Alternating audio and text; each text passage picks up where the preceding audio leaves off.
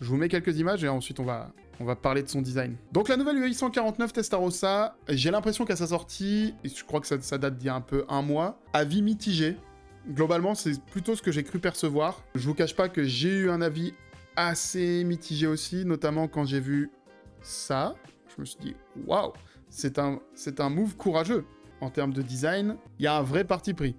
Et là, je crois que c'est le pack Assetto Fiorano, donc avec cette livrée blanche qui vient bien séparer les éléments. Je me suis dit, bon, qu'est-ce qui me pose problème sur cette voiture? Déjà, je répète, c'est une voiture incroyable, évidemment.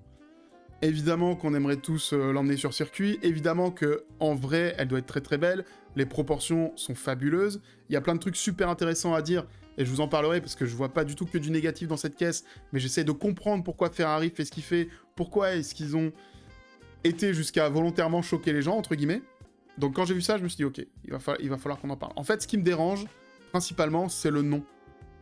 C'est le nom Testarossa. Je sais que, historiquement, Testarossa... Enfin, alors je sais pas si pour vous c'est pareil que pour moi. J'ai un attachement avec la Testarossa de 1984. Je trouve que, quand tu dis une Testarossa, c'est ça. Évidemment que c'est pas ça. Les Testarossa, ça veut dire tête rouge en italien. C'est les Ferrari qui avaient les caches culbuteurs en rouge. Et donc c'est un peu... C'est comme ça qu'est né le nom dans les années 50. Je crois qu'il y a eu la 250 Testarossa. Je suis pas un expert de tout Ferrari. Hein. Je pense que personne n'est un expert de tout Ferrari, à part Piero Ferrari.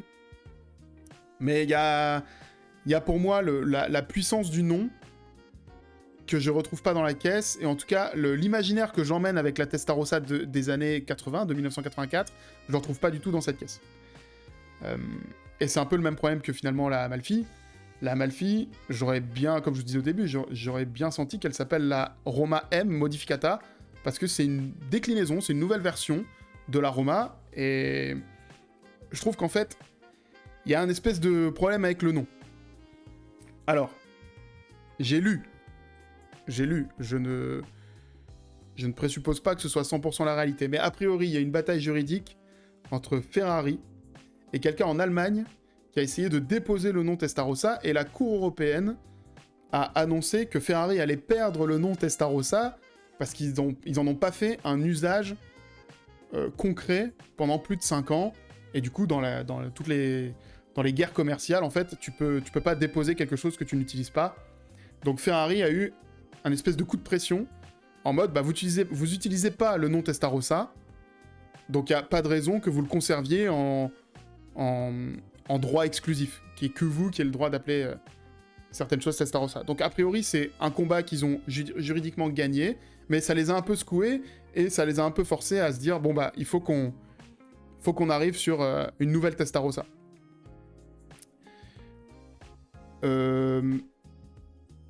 J'ai lu ça dans un article qui me paraissait assez sérieux, un article en italien, donc je pense que c'est sourcé. Je pourrais vous la retrouver, honnêtement.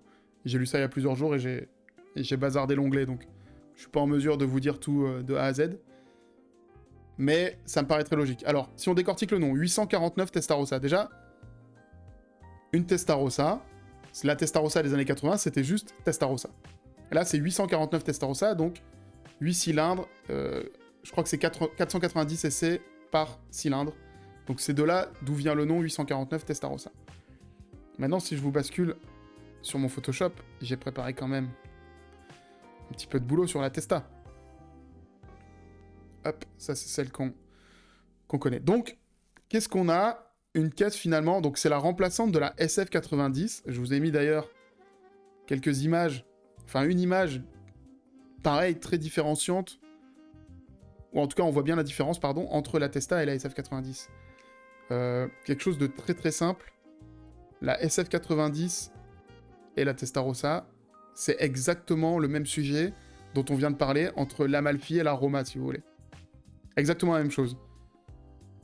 Tu me fais une nouvelle version de la SF90, mais tu lui enlèves la fluidité, tu lui enlèves l'âme qu'elle avait, et tu viens coller un nouveau design language beaucoup plus technique. Donc, c'est de ça qu'on doit discuter là. Maxime qui dit cette voiture est en avance sur son temps, elle sera reconnue comme merveille de design dans 10 ans. C'est pas exclu. C'est pas exclu. Mais pour moi, évidemment, c'est bien fait. C'est une super caisse, encore une fois. Mais je vais pas dire est-ce que c'est un bon choix stratégique, pas un bon choix stratégique, c'est pas à moi de le dire. Mais il y a quand même... On peut que observer que là où la SF90 était d'une fluidité absolue, avec l'entrée qu'on a ici, regardez ça comme c'est posé dedans, de manière très très bien amenée, tous les volumes, en plus sur cette image-là, on voit tous les reflets qui se baladent sur la caisse. Le seul truc qu'on avait un peu techno, c'était ces feux très acérés, regardez ça comment c'est pointu à mort. Bon, ça lui donnait une personnalité, ça a amené quelque chose, mais même à l'avant, hein, bouclier hyper acéré, mais fluide quand même. Il y avait toujours cette idée du drapé de chez Ferrari. Il y avait toujours ce truc de la tension que je retrouve beaucoup moins sur la Testa. Je vois énormément de lignes parallèles. Si on se la prend en side view, par exemple. Tac, tac, tac. Celle-ci. Alors, je suis navré, j'ai pas trouvé une image plus... en meilleure qualité. Mais j'espère que chez vous, ça le fait. Moi, j'avoue que sur mon grand écran, j'ai un peu de pixels, mais c'est pas très grave. Qu'est-ce que je vois sur cette caisse? Avant toute chose que je retrouvais moins sur d'autres Ferrari, c'est une ligne. Alors attendez, parce que j'ai loupé ma ligne, je déteste ça. Hop, on a une ligne ici qui part du logo Fefe. Je vais la faire enlever comme ça. Tac. Elle va jusqu'au bout. Qui est quasiment parallèle avec la ligne d'en dessous. Le seul avantage de la ligne d'en dessous, c'est qu'elle est pincée ici par cet élément noir. Mais pareil, l'élément noir, il est ultra parallèle. En fait, c'est un bloc graphique. Donc, tu as 2 lignes parallèles verticales, tu as 2 lignes parallèles horizontales. Ce qui, moi, personnellement, et c'est pareil sur la face avant, hein, si je... Je vais juste me remettre ça là. La face avant, c'est pareil. C'est horizontal land. Attendez, peut-être que je peux même le faire comme ça. Hop, une ligne horizontale. Mais alors vraiment totalement horizontale. Une deuxième. Et ici, ça va, t'as un peu d'angle. Mais globalement, c'est très horizontal. Hop, on va la faire comme ça. Mon problème, c'est que dans la nature, il n'y a rien qui est horizontal. Et c'est pour ça que j'aimais les Ferrari de l'époque. Alors, pour simplifier, on va dire les Ferrari de l'époque Pininfarina, si vous voulez. Les Ferrari de l'époque Pininfarina, c'était super fluide, il n'y avait rien de totalement parallèle. Et j'ai l'impression que là, on va dans une direction qui est, encore une fois, beaucoup plus tech. Beaucoup plus technique. Et ça, ça n'existe pas dans la nature. Je suis même surpris, en fait, pour une Ferrari. Pareil, cette ligne-là et cette ligne-là, c'est raide comme la justice. Ce qui me laisse un peu sur ma faim. Parce que la Testarossa, alors, la Testarossa d'origine, on va se la remettre, la Testarossa de 1984. Si je vous bascule en partage, tac. Parce que si on parle de la Testarossa de 1984, il faut quand même qu'on se la regarde. Ah bah, ils l'ont même pas. Alors, si je fais ça... Testarossa de 1984. Hop. Évidemment, c'était une caisse, pareil, très rectiligne. C'était, on va dire, carré, mais c'était les codes de l'époque, finalement. C'était les codes de l'époque, et aujourd'hui, on peut faire autre chose que ça. Et même si c'était très carré, il y avait quand même beaucoup de fluidité. Il y avait cette grande épaule qui remontait jusqu'à l'avant. Évidemment, il y a les ailettes de la Testarossa. Pour moi, tu me dis Testarossa, je pense aux ailettes. Et je pense qu'il y aurait eu moyen peut-être de... On va le tester. On va le tester directement, on va voir ce que ça donne. Je suis certain qu'ils l'ont testé chez Ferrari, de caler les petites ailettes de la Testarossa. Mais tout ça pour vous dire que dans celle de 1984, il y avait quand même une super fluidité, malgré le fait que c'est un design très rectiligne, très rectangulaire, très strict. C'était pour autant pas statique. Là, on est devenu beaucoup plus statique. Hop, si je vous rebalance là-dessus, ouais. Je suis certain Je suis certain qu'ils ont testé... Attendez, je vais me mettre sur la side view. On sera mieux. Aucun doute qu'ils aient testé les petites ailettes. On va le faire en live, on va voir ce que ça donne. Hop. On va se prendre cette couleur-là. Un petit peu de... Je vais mettre un petit peu plus. Je le fais live, hein, on va voir hein, si c'est pourri, mais au moins on en aura le cœur net. Parce que pour moi, il y avait quand même un petit truc à aller chercher dans la philosophie. Alors peut-être pas aussi haut.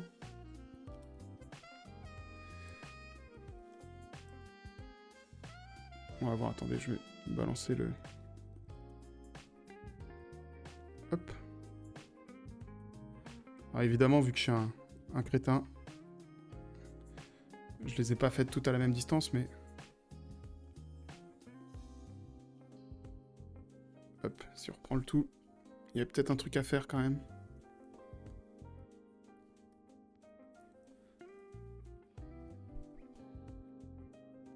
On aurait pu les imaginer s'intégrer dans ce petit bandeau vertical. Je pense que j'en ai pas fait assez, il aurait fallu en faire un nombre impair et j'en ai fait 4. Je sais pas, ça peut-être pas une bonne idée, en tout cas je sais qu'ils l'ont testé, mais ça aurait pu nous amener un petit peu de vie sur la caisse et au moins faire une animation sur le side panel, parce que là il y en a pas. Si on enlève ça, bah, finalement t'as un side panel qui est super droit, pas du tout animé. Là où à l'inverse, on a, hop, sur cette partie ici, si je reprends un petit peu de jaune, sur cette partie-ci, en fait toute la porte, waouh, je suis trop grand. Enfin, mon stylo est trop grand, c'est pas moi qui suis trop grand.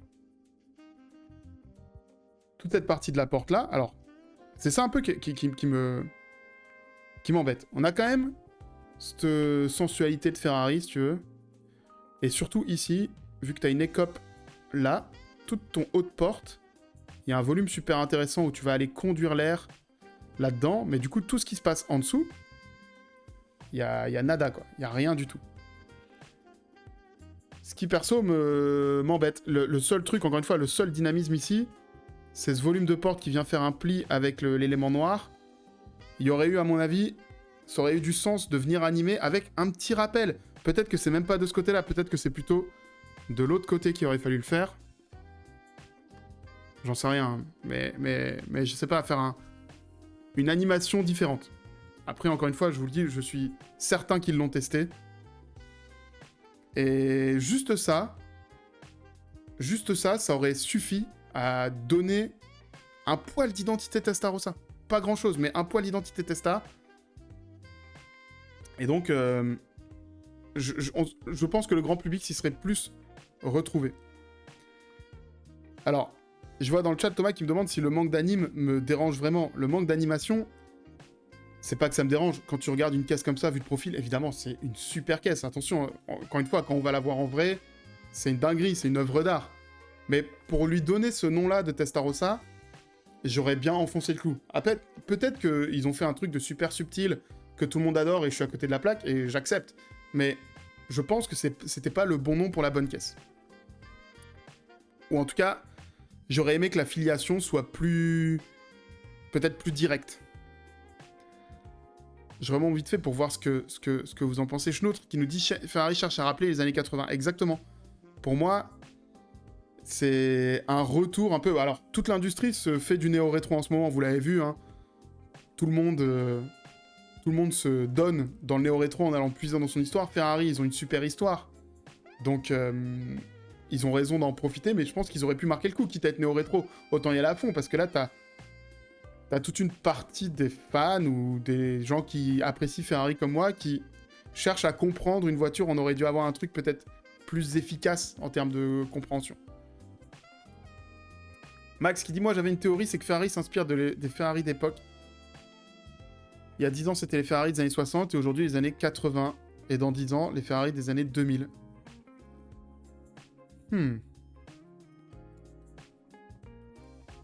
J'ai pas l'impression qu'il y a 10 ans, Ferrari s'inspirait des Ferrari des années 60. Il y a 10 ans, c'était quoi?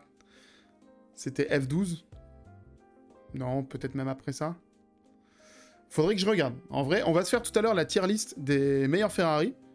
Donc je serais curieux qu'on en discute ensemble. On va voir un peu...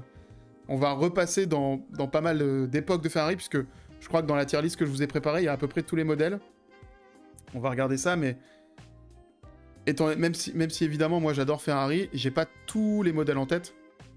Mais on va pouvoir regarder ensemble et se dire, ok, ça correspond à telle époque. Donc il y a 10 ans, je pense que... Allez quoi, la 812, elle a peut-être pas encore 10 ans. La 458, elle doit avoir 10 ans. On est en 2025, 2015, ouais. Je crois que la 458, c'était... Je vais peut-être dire une énormité, 2014, je sais pas. Donc, ouais, et je suis d'accord avec Alex qui dit que la Daytona SP3 fait beaucoup plus Ferrari Testarossa que cette nouvelle Ferrari Testarossa. D'ailleurs, là-dessus, on va s'en donner le cœur net tout de suite. Évidemment, Charger Daytona. Voilà, la SP3. Alors, dans la SP3, il y avait ces espèces de lamelles partout. Ça fait très Testarossa. En revanche, ce qui fait pas du tout Testarossa, c'est que la SP3, c'était une vraie sculpture. C'était une sculpture de malade, hyper vivant, hyper organique. C'est peut-être même la dernière Ferrari organique comme ça, avant qu'on rentre dans le trop technique. Et pourtant, Dieu sait que c'est technique comme caisse. Dieu sait que c'est aéropoussé, c'est travaillé. Mais en termes de design, en termes d'expression, la fluidité, les passages de roues, partout, il y a de l'organique. Et c'est ce qui rend cette caisse, pour moi, incroyable. Probablement l'une des plus belles Ferrari de ces dernières années. Et encore, même ce gros volume à plat qu'on a au niveau... je suis pas sur Photoshop, donc je peux pas vous le pointer. Mais si vous voyez le logo du Cavallino en jaune, là, on a tout un volume assez plat, mais pareil, dans le dessin, il est dynamique. C'est pas juste un rectangle. Et tout autour, le volume s'étire pour correspondre à cette découpe-là. Donc, même en amenant un aspect technique, on peut garder de la sensualité, de la fluidité. En revanche, là, on avait déjà pas mal de technicité, c'est sur l'avant quand même. On retrouve d'ailleurs un peu ces deux petites ailettes typiques de la Testarossa qui viennent d'arriver. Donc en fait, finalement, celle-ci, c'était, je pense, c'était une précurseur en termes de design de la nouvelle Testarossa, mais un entre-deux, où à l'époque, il y avait encore la fluidité et l'esprit Ferrari, l'âme de Ferrari, et maintenant, on le retrouve moins sur la nouvelle. Hop, je me remets là.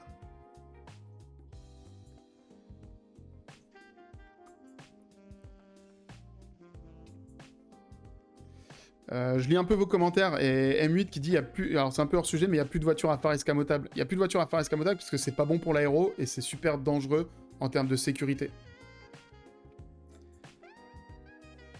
Et ouais, il y aura la rediff de la tier list quand on l'aura fait, mais restez jusqu'au bout pour voir la tier list quand même, histoire qu'on le fasse ensemble. Mais de toute façon, je vous ai dit pour ceux qui étaient là au tout début de ce live, j'ai fait une chaîne secondaire sur YouTube, comme ça vous pouvez retrouver tous les sujets. Si jamais vous pouvez pas être là, vous pouvez retrouver tout ça.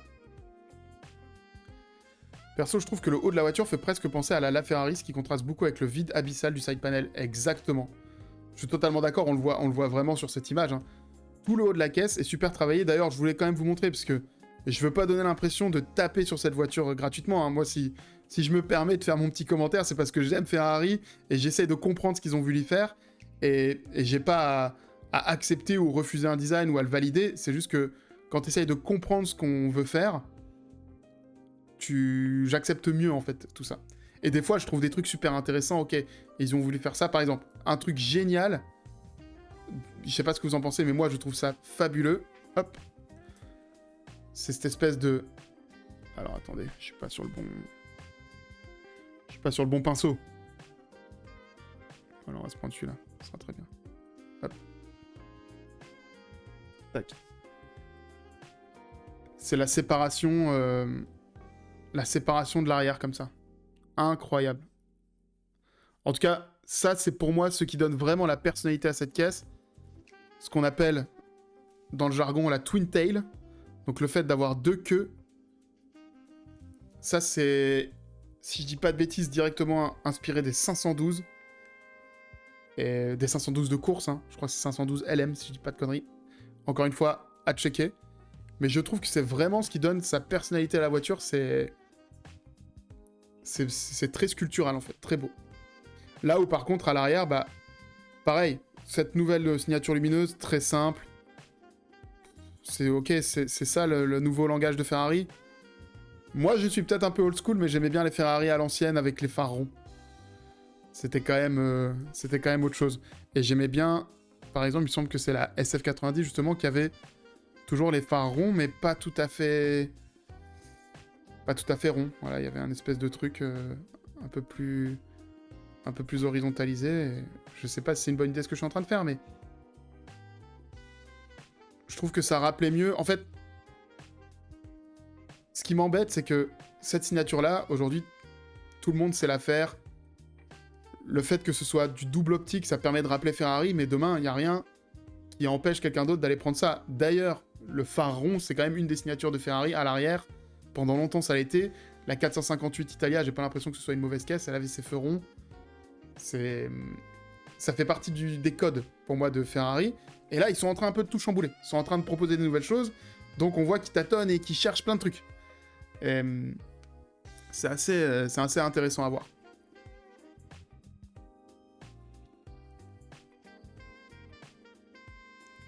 Je reprends un peu, hein, les gars. Ouais, depuis l'ère Flavio Manzoni, la Roma, la Monza, la Daytona. En fait, il y a eu des changements qui ont été opérés chez Ferrari. Ferrari, historiquement, travaillait avec Pininfarina. Et le design language de Pininfarina, c'est super pur, très organique, très fluide, très sensuel. Et depuis que Ferrari a repris le lead, donc tout ça, c'est dessiné par le Centro Stile de Ferrari, qui est le studio interne de la marque, avec des designers tout aussi talentueux que chez Pininfarina, mais vraiment une autre philosophie. Et ce qui m'embête un peu, pour en venir au point, c'est qu'en fait, j'ai l'impression que Ferrari rentre dans la cour du peuple à vouloir se conformer à ce que font les autres. Évidemment, qui sont super dictés par l'aéro. Moi, cet élément-là, que je vous mets en lumière ici, cet élément-là et cet élément-là, ça c'est du pur aéro et je suis pas certain que, alors ça donne un truc en plus à la caisse, les gens en parlent. Tiens, qu'est-ce que c'est que ces petites protubérances, mais c'est purement dicté par l'aéro pour moi. Et ce qui m'embête, c'est que Ferrari essaye de devenir technique, très technique, à l'instar de ce que fait McLaren, qui devient très très très technique. Pourquoi ? Parce que ils ont, à mon avis, pendant longtemps, ils ont fait des caisses très sensuelles. Ils ont prouvé que c'était super sensuel, qu'ils savaient faire, c'était des voitures avec une âme. Mais le marché, alors, les clients de ce genre de caisse, ils veulent des voitures fiables, parce qu'aujourd'hui, tu as une supercar que tu sais lui mettre 900, 1000, 1050 chevaux, c'est pas ça qui fait vraiment la différence. Il y a quand même une notion de fiabilité pour les clients quand tu payes une caisse à ce prix-là qui est de plus en plus importante. Cette fiabilité, il faut quand même qu'elle se matérialise dans le design. McLaren, qui avait fait la P1, qui était une merveille absolue, est venu avec la W1 récemment, qui est beaucoup, beaucoup plus technique. Aston Martin, qui reste pour moi quand même une des marques références en termes d'âme et d'esprit automobile, sort aussi des caisses, notamment celles qui sont faites avec Red Bull, la Valhalla, par exemple, la Valkyrie, qui sont très techniques. Et Ferrari, ils arrivent dans ce domaine du technique. Et Lamborghini, évidemment, qui est le petit cousin hystérique de Ferrari, qui est de plus en plus sévère, de plus en plus rectiligne, technique. Et pour moi, Ferrari aurait dû rester à part de ça. Enfin, dans mon imaginaire, dans mon esprit, je sais pas ce que vous en pensez, mais Ferrari, c'est autre chose. C'est pas que technique. Donc, je trouve qu'il y a ce petit âme en plus qui me chagrine de voir que Ferrari descend dans la cour avec les autres pour aller prouver à ses clients que ça savent faire des voitures fiables, des voitures tech, de plus en plus tech. Évidemment, il y a l'aéro qui rentre en ligne de compte. Il y a de plus en plus d'aéro partout.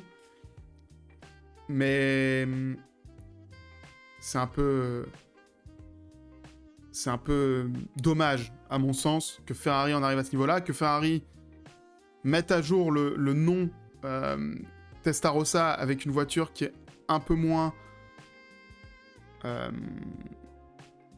expressive que la Testarossa, on va dire. Et puis il y a aussi toute cette nouvelle identité visuelle où moi j'ai un peu de mal avec le gros bandeau noir à l'avant. Encore une fois, parce que il n'y a pas de parallélisme dans la nature. Il n'y a rien de vivant qui a deux lignes parallèles. C'est pour ça que les belles caisses sont belles, c'est parce qu'elles reproduisent ce côté un peu vivant de certaines espèces, de trucs un peu animaux, j'en parlais la semaine dernière, mais c'est clairement ça. Hein. Je vais essayer de me chauffer, parce que ça, pareil, je sais qu'ils l'ont fait chez Ferrari, j'aurais été curieux de voir ce que ça donne si juste on enlève cette barre noire. Potentiellement, ça fait plus Pininfarina, mais en fait, je pense qu'ils jouent sur la Black Band pour avoir un truc, pour avoir une personnalité bien à eux, puisque personne ne va oser aller faire... personne ne va oser aller aussi loin chez leurs compétiteurs. Donc bon, je pense que... Et là, on dirait presque une F40, en fait. Ça aurait pu être un revival de la F40 si on a cette bande noire. Et je sais plus comment c'était sur la Testarossa d'époque.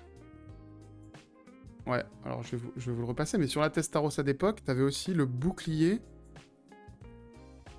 qui intégrait les phares, parce que t'avais les feux pop-up. Donc t'avais ce bouclier qui intègre les phares, donc c'est même quelque chose que j'aurais envie de tester. D'aller chercher les feux peut-être dans le bouclier. Peut-être que je dis une ânerie, mais on va le tester. On est entre nous, on a le temps. Alors après...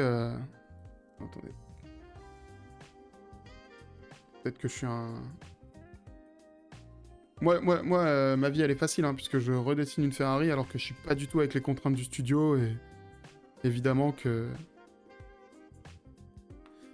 il y a l'aéro et tout que je ne prends pas en compte, mais j'essaye de réfléchir à tiens, qu'est-ce qui aurait pu me faire aimer plus vite cette caisse? Peut-être même que je sais pas.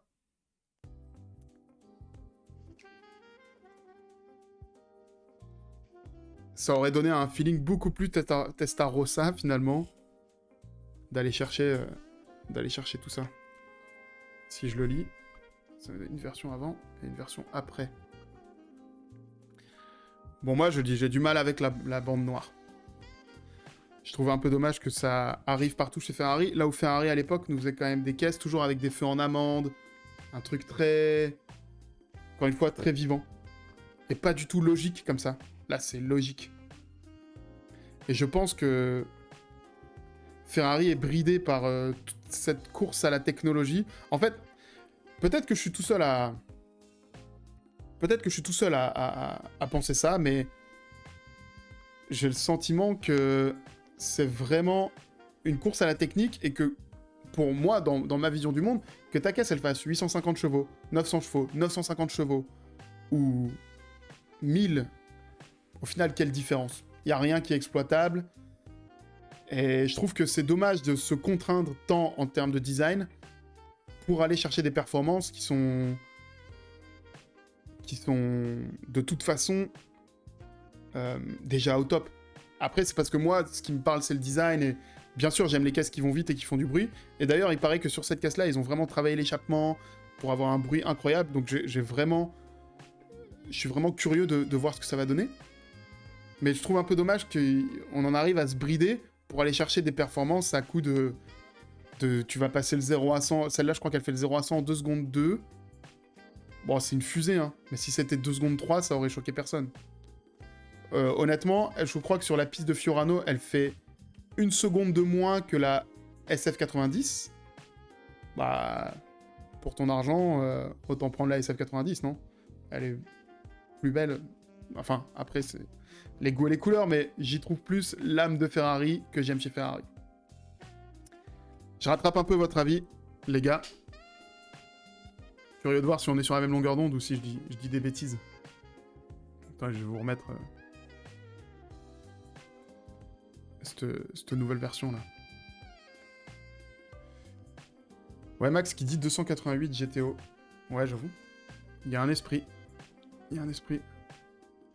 J'aurais limite aimé, Lucas qui nous dit, j'aurais aimé une différenciation de la gamme en la scindant en 2 parties. Genre une partie plus historique sensuelle en gardant l'identité très galbée, limite sculpturale, tout en intégrant une sub-brand technique, comme une appellation Technica où il s'autoriserait d'expérimenter un langage très aéro et très performance.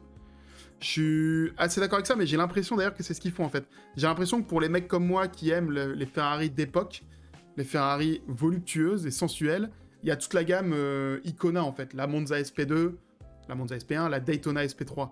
Ces 3 caisses-là, c'est quand même très, très dans l'esprit des Ferrari d'époque. C'est pas pour rien qu'ils l'appellent Icona. Et bah, tu vois, Max, on est d'accord. On est d'accord.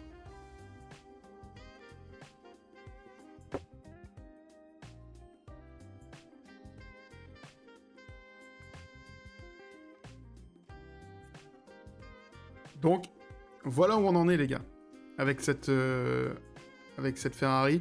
Je pense quand même que, évidemment, ça va être un grand succès. Salut, Kos. Évidemment, ça va être un grand succès, il n'y a pas de doute là-dessus. Ferrari, ils ont une fanbase qui est aujourd'hui un peu... Enfin, c'est une super force et c'est génial pour une marque comme ça. Au moins, ils sont en sécurité, ils pourront vendre des caisses jusqu'à la fin des temps. Mais les clients s'accordent à accepter ce que fait Ferrari. Et évidemment, quand on voit t'es journaliste, t'es invité sur place, les gens ils remettent pas en question. Moi, j'essaye de comprendre. J'aime pas tout au premier coup d'œil. Je me dis, ok, c'est intéressant, ils ont essayé de faire un truc. On essaye de comprendre pourquoi. On rentre un peu dans le détail. En tout cas, c'est ça, moi, qui m'intéresse. Et finalement, pour ce qu'ils ont envie de faire, encore une fois, si eux, et je pense que c'est le cas, leur volonté, c'est vraiment d'aller montrer une capacité technique, une fiabilité de la méca, quelque chose de beaucoup plus performance, bah, le design, il correspond totalement à ça. Le seul truc qu'on y perd, c'est qu'elle s'appelle Testarossa, alors qu'elle se serait appelée SF91 ou SF100. On n'aurait pas eu de sujet, finalement.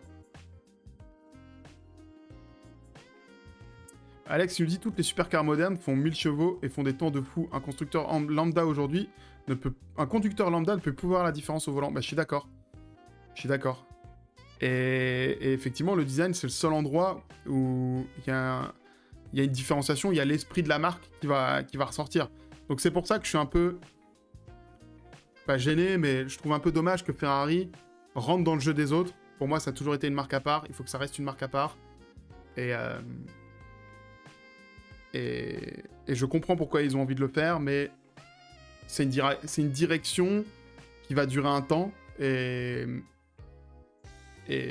on verra combien de temps.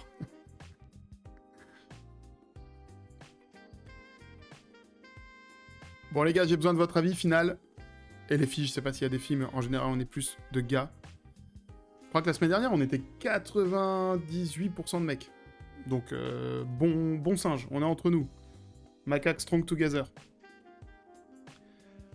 Et donnez-moi votre avis avant qu'on passe à la tier list. Et après il y aura la partie live only. Je peux vous teaser un petit peu de la prochaine vidéo d'ailleurs sur la partie live only pour tous ceux qui vont rester. C'est la partie qui sera pas rediffusée, donc ça m'intéresse d'avoir votre avis et qu'on en discute. Je peux vous donner quelques exclus. C'était quand même quelque chose là, SF90 Stradale.